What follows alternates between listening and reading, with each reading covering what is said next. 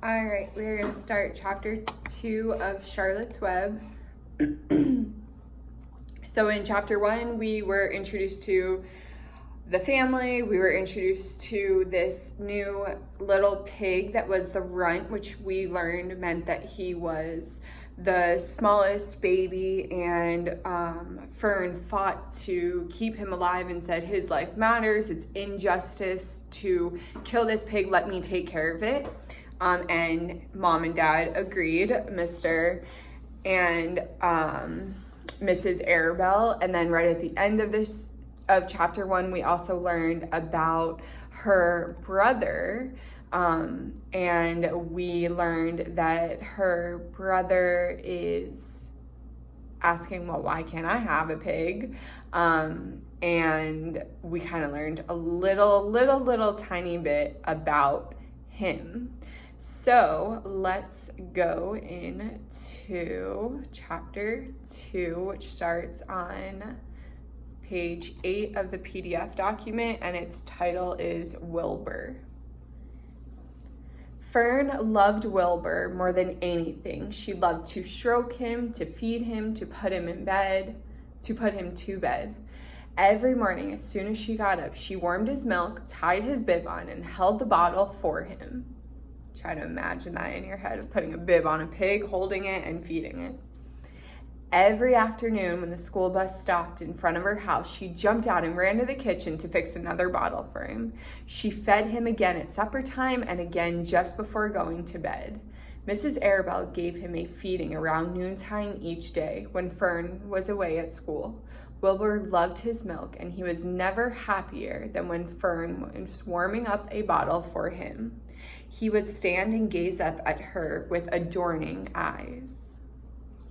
For the first few days of his life, Wilbur was allowed to live in a box near the stove in the kitchen. Then, when Mrs. Arabelle complained, he was moved to a bigger box in the woodshed. At 2 weeks of age, he was moved outdoors. It was apple blossom time, and the days were getting warmer. Mr. Arabelle fixed a small yard specially for Wilbur under an apple tree and gave him a large wooden box full of straw with a doorway cut in it so he could walk in and out as he pleased. Won't he be cold at night? Asked Fern. No, said her father. You watch and see what he does. Carrying a bottle of milk, Fern sat down under the apple tree inside the yard. Wilbur ran to her and she held the bottle for him while he sucked. When he had finished the last drop, he grunted and walked sleepily into the box. Fern peered through the door.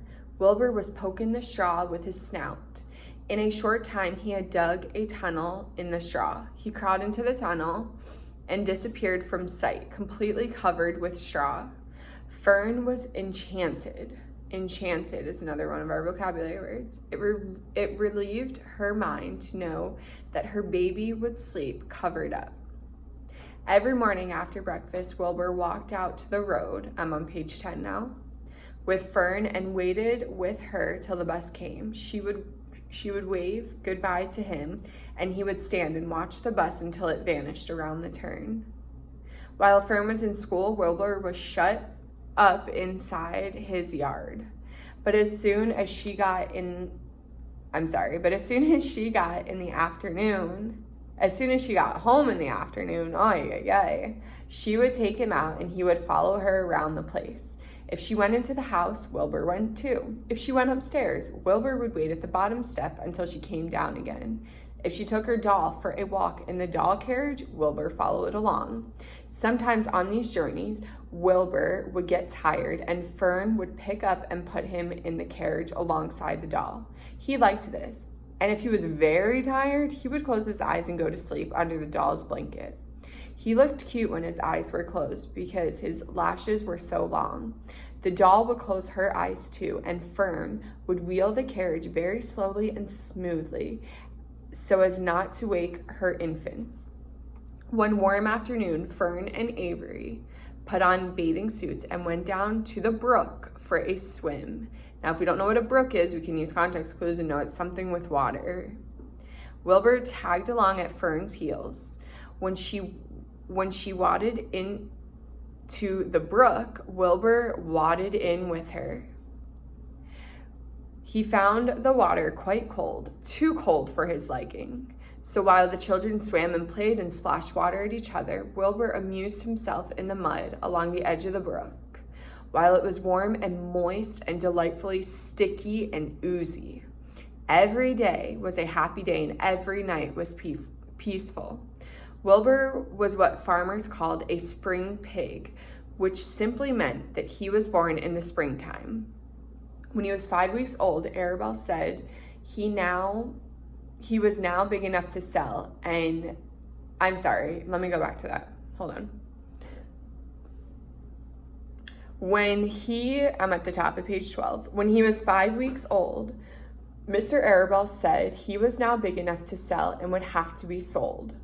Fern broke down and wept, but her father was firm about it. Wilbur's appetite had increased. He was beginning to eat scraps of food in addition to the milk. Mr. Arabelle was not willing to provide for him any longer. He had already sold Wilbur's 10 brothers and sisters. He's got to go, Fern, he said. You have had your fun raising a baby pig, but Wilbur is not a baby anymore, and he has got to be sold. Call up the Zuckermans, suggested Mrs. Arabelle to Fern. Your Uncle Homer sometimes raises a pig, and if Wilbur goes there to live, you can walk down the road and visit him as often as you'd like. How much money should I ask for him? Fern wanted to know. Well, said her father, he's a runt. Tell your Uncle Homer you've got a pig you'll sell for $6 and see what he says. It was soon arranged. Fern phoned and got her Aunt Edith, and her Aunt Edith hollered for Uncle Homer, and Uncle Homer came in from the barn and talked to Fern. When he heard that the price was only $6, he said he would buy the pig. Next day, Wilbur was taken from his home under the maple tree and went to live in a manure